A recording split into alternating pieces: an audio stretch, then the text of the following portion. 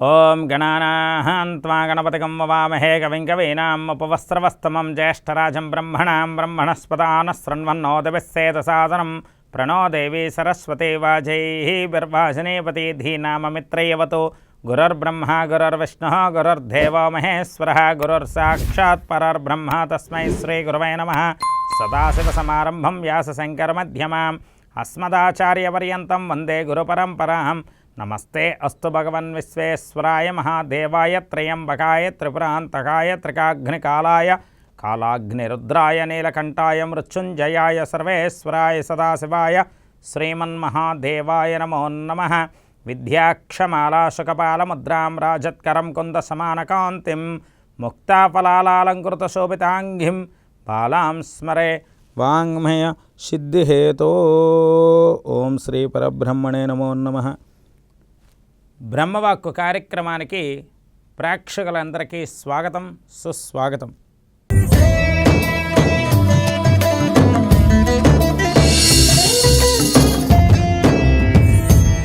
ఇరవై 3/2025 గురువారం నేటి పంచాంగం. స్వస్తి శ్రీ శ్రీ క్రోధనామ సంవత్సరం ఉత్తరాయణ పుణ్యకాలం శిశిర ఋతువు పాల్గొన మాసం. ఈరోజు సూర్యోదయం ఉదయం 6:13 మొదలవుతుంది. సూర్యాస్తమయం సాయంకాలం 6:08 మొదలవుతుంది. ఈరోజు తిథి పాల్గొన మాస బహుళ షష్ఠి రాత్రి 10:36 వరకు, తదుపరి సప్తమి తిథి. ఈరోజు నక్షత్రం అనురాధ నక్షత్రం రాత్రి 7:58 వరకు, తదుపరి జ్యేష్ఠ నక్షత్రం. ఈరోజు యోగం వజ్రయోగం పగలు 3:10 వరకు, తదుపరి సిద్ధి యోగం. ఈరోజు కరణం గరజకరణం ఉదయం 9:40 వరకు, తదుపరి భద్రకరణం. ఈరోజు శుభ సమయం ఉదయం 10:49 నుండి 11:23 వరకు, తిరిగి సాయంకాలం 5:47 నుండి 6:35 వరకు. ఈరోజు రాహుకాలం పగలు 1:30 నుండి 3 గంటల వరకు. ఈరోజు యమగంట కాలం ఉదయం 6 గంటల నుండి 7:30 వరకు.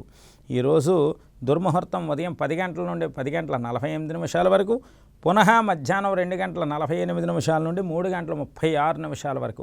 ఈరోజు మధ్యం రాత్రి 2 గంటల నుండి 3:42 వరకు. తిరిగి అమృత గడియలు ఉదయం 8:35 నుండి 10:19 వరకు. తదుపరి మనం తెలుసుకోబోయే అంశం నేటి విశేషం.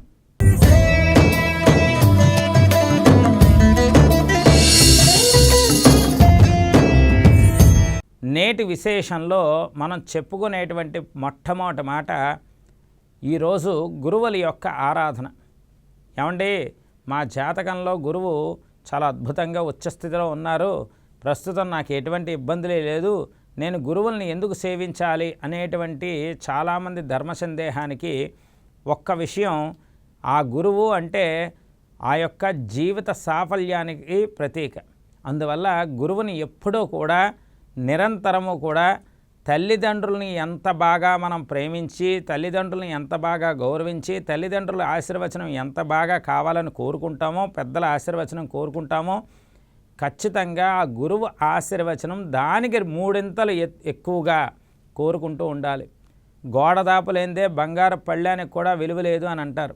ఎందుకంటే ఆ నిలబడాలి, బంగారు పళ్ళెం నిలబడాలంటే గోడ దాపు ఉండాలి. అలాగే ఆ గురువు అనేటువంటి విద్య, గురువు అనేటువంటి యోగం, గురువు అనేటువంటి ఆ సువర్ణ అధ్యాయ లిఖితపూర్వక భవిష్యత్తు గురువుతోనే సాధ్యమవుతుంది. అందువల్ల గురువారం వస్తే ఖచ్చితంగా మరి గురువు రాశి మారేటువంటి రోజులు, మిథున రాశిలోకి వెళ్తున్నారు ఆయన విశ్వావసనామ సంవత్సరంలో. ఆ గురువు రాశి మారే రోజుల్లో రానున్న కాలంలో ఆ యొక్క గురువు యొక్క అనుగ్రహం ప్రతి ఒక్క రాశికి, ప్రతి ఒక్క వ్యక్తికి ఉండాలి. కాబట్టి ఇటువంటి మంచి రోజుని ఒక్కసారి సద్గురువుల యొక్క ఆలయానికి వెళ్ళండి, సద్గురువుల్ని సేవించండి. ముఖ్యంగా బ్రాహ్మణ పండితుల్ని మనందరం కూడా విధి విధానాలుగా చక్కగా స్వయం పాకం దక్షిణ తాంబూలం ఇచ్చేయడానికి, చాలా వారి ఆశీర్వచనం పొందడానికి బ్రాహ్మణ పండితుల్ని ఎప్పుడూ కూడా గౌరవించే ఆ యొక్క అనుగ్రహాన్ని ప్రసాదించమని ఆ యొక్క గురువుల్ని వేడుకోవాలి. ఈ విధంగా నేటి విశేషాన్ని మనందరం తెలుసుకున్నాం. తదుపరి మనం తెలుసుకోబోయే అంశం గోచార రీత్యా నేటి ద్వాదశ రాశుల యొక్క శుభ ఫలితాలు.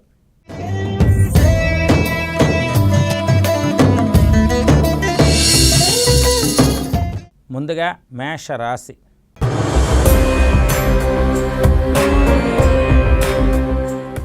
అశ్విని నక్షత్రం 1, 2, 3, 4 పాదాలు, భరణి 1, 2, 3, 4 పాదాలు, కృత్తిక 1వ పాదంలో ఉన్న మేషరాశి జాతకులందరికీ కూడా అత్యద్భుతమైనటువంటి సువర్ణ అధ్యాయ లిఖితంగా ఉండేటువంటి రోజుల నుండి జాగ్రత్తగా వినండి.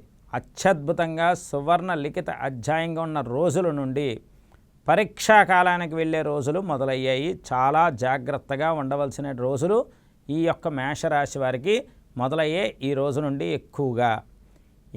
ఏమిటి సమస్య అంటే, ఇక్కడ చంద్రుడు అష్టమ స్థానంలో ఉన్నారు. అష్టమ స్థానంలో ఉన్నటువంటి చంద్రుడి వల్ల కొన్ని సమస్యలు మీకు తెలియకుండానే ఎదురవుతూ ఉంటాయి. దాన్ని మీకు మీరే పరిష్కరిస్తూ ఉండాలి. అలాగే చంద్రుడు మీనరాశిలోకి వచ్చి, శని కూడా మీనరాశిలో ఏకాదశ స్థాన శని ద్వాదశంలోకి వచ్చినప్పుడు ఏలినాడు శని మొదలవుతుంది. ఏలినాడు శని మిమ్మల్ని ఏమీ ఇబ్బంది పెట్టకపోవచ్చు, కానీ పరీక్ష పెడుతుంది.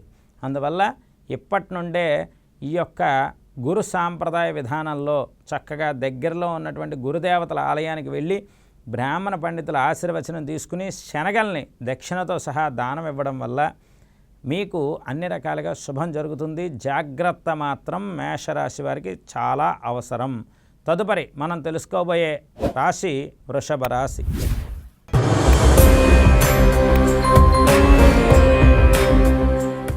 కృత్తికా నక్షత్రం 2, 3, 4 పాదాలు, రోహిణి 1, 2, 3, 4 పాదాలు, మృగశిర 1, 2 పాదాల్లో ఉన్నటువంటి ఈ యొక్క వృషభ రాశి జాతకులకి 30 సంవత్సరాల క్రితం మీరు అనుభవించినటువంటి ఆ యొక్క ఆనందం 30 సంవత్సరాల తర్వాత ఇన్నేళ్ళు, దాదాపు 1995, 96 సమయంలో మీరు ఎంత ఆనందంగా ఉండేవారో, తర్వాత ఇన్నేళ్లకి మళ్ళీ వృషభ రాశి వారు ఆనందాల వెల్లువ, రాశి సంపదల వెల్లువతో అద్భుతంగా రాణింపునిస్తున్నారు. వృషభ రాశి వారు చాలా అత్యద్భుతంగా ఉండబోతోంది వీళ్ళ యొక్క జీవితం. ఇంకా రానున్న కాలం అంతా వృషభ రాశి వారు పాలించేటువంటి స్థితిలోకి వెళ్ళిపోతారు. వారి యొక్క మాట చాలా అద్భుతంగా ఉంటుంది. ధనం పెరుగుతుంది, ధనయోగ సంపదలు పెరుగుతాయి, కీర్తి చంద్రికలు అందుకుంటారు. సంతానం లేదు వృషభ రాశి వారికి అన్నవాళ్ళకి సంతానం ఖచ్చితంగా వస్తుంది. తదుపరి మనం తెలుసుకోబోయే రాశి మిథున రాశి.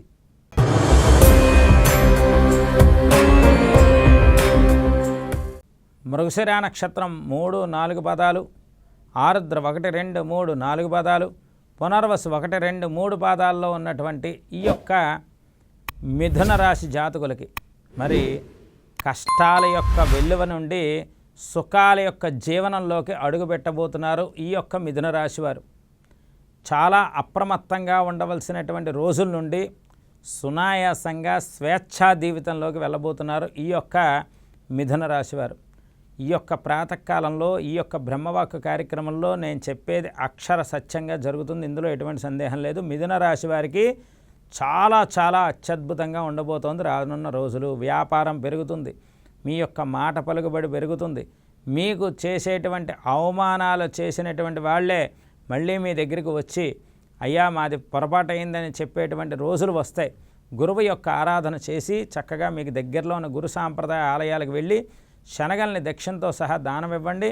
ఖచ్చితంగా పసుపు రంగు వస్త్రాలతో సహా దానం ఇవ్వండి, మీకు అన్నీ మంచి జరుగుతాయి. తదుపరి మనం తెలుసుకోబోయే రాశి కర్కాటక రాశి.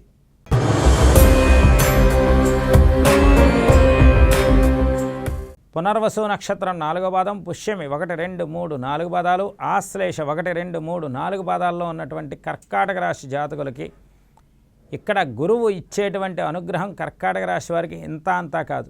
ఎందుకంటే ఏకాదశ స్థాన గురుడు వక్రించినప్పుడు ఇబ్బంది పెట్టిన వక్రత త్యాగమైన తర్వాత గురువు యొక్క తృతీయ దృష్టితో ఈ యొక్క కర్కాటక రాశి వారు విజయభేరి మోగిస్తున్నారు. ఈరోజు అన్నింటా కూడా చాలా అద్భుతమైనటువంటి సుఖ సంపదలు లభిస్తున్నాయి. కానీ కొన్ని పరీక్షలు మాత్రం ఎదురవుతూ ఉంటాయి. కంగారు పడి కోపాన్ని మాత్రం తెచ్చుకోకండి, ఆవేశంతో నిర్ణయం తీసుకోకండి.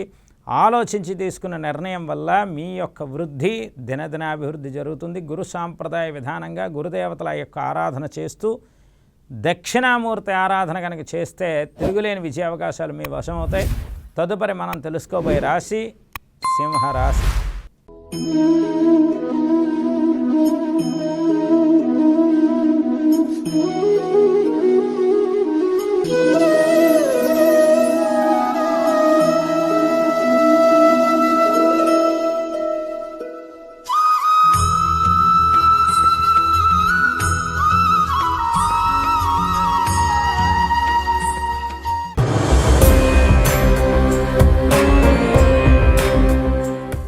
మఖా నక్షత్రం 1, 2, 3, 4 పాదాలు, పూర్వ ఫల్గుని 1, 2, 3, 4 పాదాలు, ఉత్తర ఫల్గుని 1వ పాదంలో ఉన్నటువంటి ఈ యొక్క సింహరాశి వారికి మరి వీరికి ఎలా ఉండబోతోంది అంటే, ఎక్కడి నుండి మొదలవుతుంది అసలు సిసలైన పరీక్షాకాలం.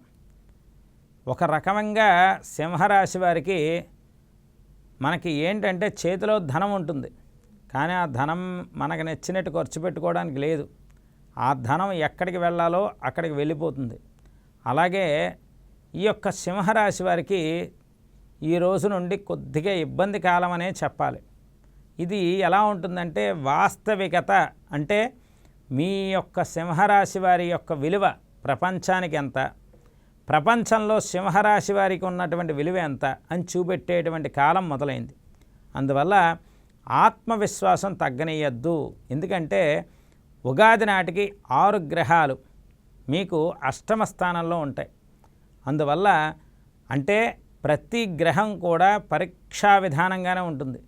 అందువల్ల జాగ్రత్త వహిస్తూ ప్రతి పనిలోని కూడా మీకు శుభం జరగడం కోసం దైవతారాధన మానకండి. ఎన్ని పరీక్షలు వచ్చినా గురువు అనుగ్రహం ఉంటే మీకు శుభం జరుగుతుంది. తదుపరి మనం తెలుసుకోబోయే రాశి కన్యా రాశి.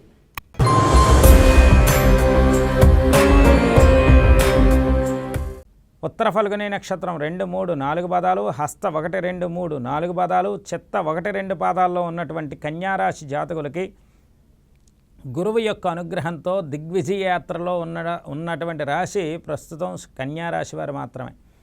జాగ్రత్త అనేది చాలా అవసరం. ఏ విషయంలో కూడా మీరు జాగ్రత్త పడుతూ ఉండడం వల్ల మీ కుటుంబంలో ఉన్నటువంటి అనిశ్చిత వాతావరణం తొలగిపోతుంది. జాగ్రత్తగా ఉండాలి. ప్రతి విషయంలో జాగ్రత్త అవసరం.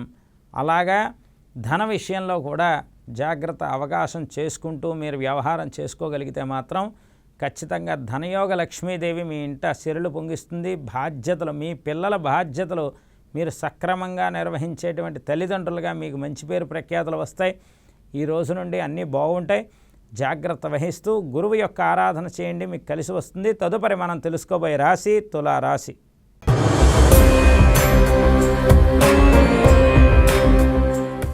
చిత్తా నక్షత్రం 3, 4 పాదాలు, స్వాతి 1, 2, 3, 4 పాదాలు, విశాఖ 1, 2, 3 పాదాల్లో పుట్టినటువంటి తులారాశి జాతకులందరికీ కూడా మరి ఈ అష్టమ స్థానంలో గురువు యొక్క ప్రాబల్య తీవ్రత వల్ల దృష్టి కేంద్రీకరణ జరగట్లేదు. ఇక్కడి నుండి మీరు చేయవలసిందల్లా ఒక్క 6 వారాలు, ఎక్కువ వారాల కల్లా ఒక 6 వారాలు అంటే 6 ఏళ్ళు 42, ఈ యొక్క 6 వారాల నోము, గురువారాల నోము మీ తులారాశి వారు కనుక చేసుకోగలిగితే ఖచ్చితంగా మీకు మే 30 తారీఖు వచ్చిన తర్వాత దాని ప్రభావ తీవ్రత ఉంటుంది. 6 వారాల నోము వచ్చినటువంటి ప్రభావ తీవ్రత నభూతో నభవిష్యత్ అని అంటుంది. ఈ 6 వారాలు కూడా కొద్దిగా జాగ్రత్త వహిస్తే మాత్రం చాలా అద్భుతంగా ఉంటుంది. తదుపరి మనం తెలుసుకోబోయే రాశి వృశ్చిక రాశి.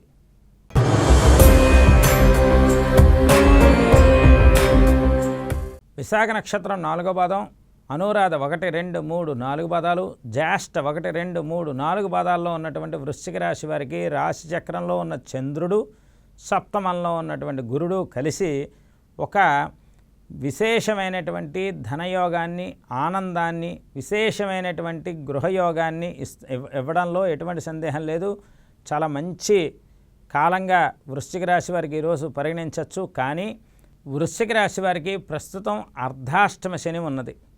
మరి ఉగాది నుండి పంచమ క్షేత్రంలో శని యొక్క ప్రాబల్యత ఉంటుంది. అందువల్ల మీ యొక్క వృద్ధిని, మీ యొక్క విధి విధానాలని చూసి వారవలైనటువంటి వాళ్ళ సంఖ్య మీకు ప్రత్యక్షంగా కనబడుతుంది. అందువల్ల ఉగాది నుండి మీరు అర్ధాష్టమ శని ఒక రకమైన సమస్య అయితే ఆ యొక్క పంచమ శని ఇంకొక రకమైన సమస్యలో ఉంటుంది. అందువల్ల వృశ్చిక రాశి వారు అందరూ కూడా అప్రమత్తంగా ఉండడం చాలా అత్యవసరం. ఎందుకంటే గురువు ప్రస్తుతం సప్తమ స్థానంలో ఉన్నారు. మే 30 తర్వాత గురువు ఎక్కడికి వెళ్తారు? అష్టమ స్థానంలోకి వెళ్తారు. మామూలుగా రాష్ట్రాధిపతి అష్టమంలో ఉంటేనే చాలా తీవ్రమైనటువంటి సమస్యలు పడుతున్నారు వృశ్చిక రాశి వారు. అలాంటిది అష్టమంలో ద్వితీయ పంచమాధిపతి అష్టమంలో ఉంటే కొంచెం ఇబ్బందికరమైన కాలమే అని చెప్పాలి. అందువల్ల గురువు యొక్క ఆరాధన అధికంగా చేయండి. తదుపరి మనం తెలుసుకోబోయే రాశి ధనుస్సు రాశి.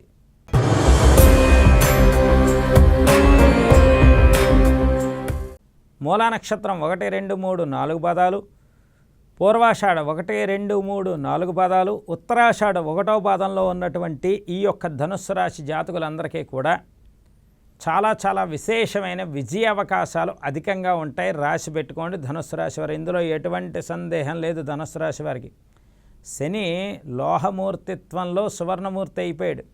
అంటే ఒక తృతీయాధిపతి చతుర్థ స్థానంలో ఉన్నప్పుడు ఆ చతుర్థ స్థానంలో ఆ యొక్క గ్రహం లోహమూర్తిత్వం కనుక సువర్ణమూర్తిత్వం అయితే అద్భుతమైన విజయ అవకాశాలు, అద్భుతమైన సువర్ణ విధానాలు కలుగుతాయి. ఇక్కడ ధనుస్సు రాశి వారికి తృతీయాధిపతి శని చతుర్థంలోకి ఉగాది నాటికి సువర్ణమూర్తిగా వెళ్ళిపోతున్నాడు. అంటే వీళ్ళకి అర్ధాష్టమ శని కలిసి వస్తుంది, ఇబ్బంది పెట్టదు. ఇది రాసి పెట్టుకోండి. ఈరోజు ద్వాదశంలో చంద్రుడు ఉన్నాడు. అంటే మీరు ఒక్కసారి క్షీరాన్నాన్ని అమ్మవారికి కానీ గురువుకి కానీ నైవేద్యం పెట్టాలి ఖచ్చితంగా. దానివల్ల మనస్సు ప్రశాంతంగా ఉంటుంది, ఆరోగ్యం బాగుంటుంది, శత్రువులు కూడా మిత్రులు అవుతారు. మీ యొక్క పేరు ప్రఖ్యాతులు ధనుస్సు రాశి వారివి అద్భుతంగా పైకి వెళ్తున్నాయి. ఇందులో ఎటువంటి సందేహం లేదు. అందువల్ల గురు సాంప్రదాయ విధానాన్ని పాటించండి ఈ యొక్క ధనుస్సు రాశి వారు. తదుపరి మనం తెలుసుకోబోయే రాశి మకర రాశి.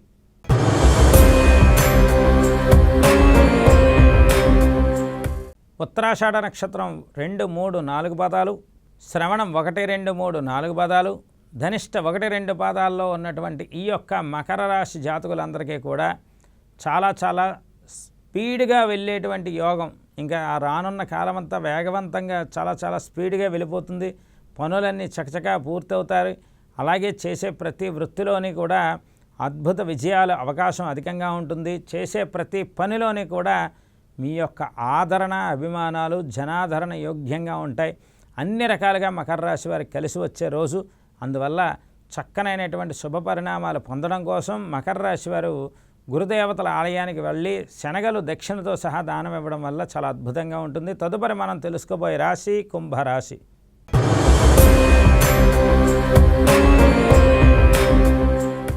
ధనిష్ట నక్షత్రం 3, 4 పాదాలు, శతభిషం 1, 2, 3, 4 పాదాలు, పూర్వభాద్ర 1, 2, 3 పాదాల్లో ఉన్నటువంటి ఈ యొక్క కుంభరాశి జాతకులందరికీ కూడా చాలా చాలా నిర్దిష్ట ప్రామాణికతతో కూడినటువంటి సువర్ణ అవకాశాలు ఈ రోజు నుండి మొదలవుతాయి.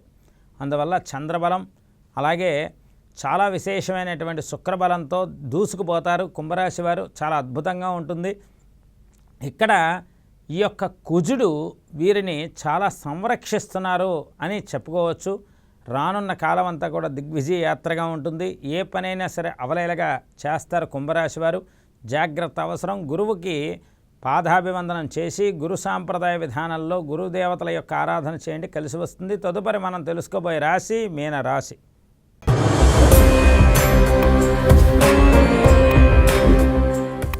పూర్వభాద్ర నక్షత్రం 4వ పాదం, ఉత్తరాభాద్ర 1, 2, 3, 4 పాదాలు, రేవతి 1, 2, 3, 4 పాదాల్లో ఉన్నటువంటి ఈ యొక్క మీనరాశి జాతకులందరికీ కూడా చాలా చాలా నిర్దిష్టమైనటువంటి శుభయోగాలు కలిసి వస్తాయి. అన్నింట శుభయోగాలు ఉంటాయి. చేసే ప్రతి పనిలోని కూడా పరీక్షతో కూడినటువంటి యోగవంతమైన కాలం ఉంటుంది. అన్నింటినీ మీనరాశి వారు తట్టుకోవాలి. ఎందుకంటే ఉగాది వచ్చేటప్పటికి మీ రాశిలోనే 6 గ్రహాలు ఉంటాయి. అందువల్ల ఒక కళ్యాణం జరిగినప్పుడు ఆడపిల్ల తండ్రికి ఉండేటువంటి ఆ యొక్క హడావిడంతా కూడా మీనరాశి జాతకులకి ఉగాది నాడే ఉంటుంది. అందువల్ల ప్రతి పనిలోని కూడా ఎవరు ఏ తప్పు చేసినా మీనరాశి వారి మీదే నిందపడుతుంది. జాగ్రత్తగా ఉండాలి. అందువల్ల అనవసరమైన బాధ్యతల్ని చేతుల్లో పట్టుకోవద్దు. అనవసరమైన బాధ్యతలను నెత్తిన పెట్టుకోకండి. మీ పని మీరు చేసుకోండి. గురువు యొక్క సాంప్రదాయ విధానాల్లో గురుదేవతలకు ఆరాధన చేయండి. రానున్న విశ్వావసనామ సంవత్సరం అంతా అనవసరమైనటువంటి వ్యర్థ కాలక్షేపం కాకుండా అవసరమైనటువంటివి, లోకోపకారమైనటువంటివి రానున్న కాలంలో మీ చేతుల మీదుగా శుభ కార్యక్రమాలు జరిగేలాగా ఉండేటువంటి విశ్వావసనామ సంవత్సరం వస్తోంది. ఇక్కడి నుండి కొన్ని జాగ్రత్తలు పాటిస్తూ ఉంటే మీనరాశి వారు చాలా విజయాలు సాధిస్తారు. ఈ విధంగా 12 రాశులకి నేటి శుభ ఫలితాలు చెప్పాం. తదుపరి మనం తెలుసుకోబోయే అంశం నేటి ధర్మ సందేహాలు.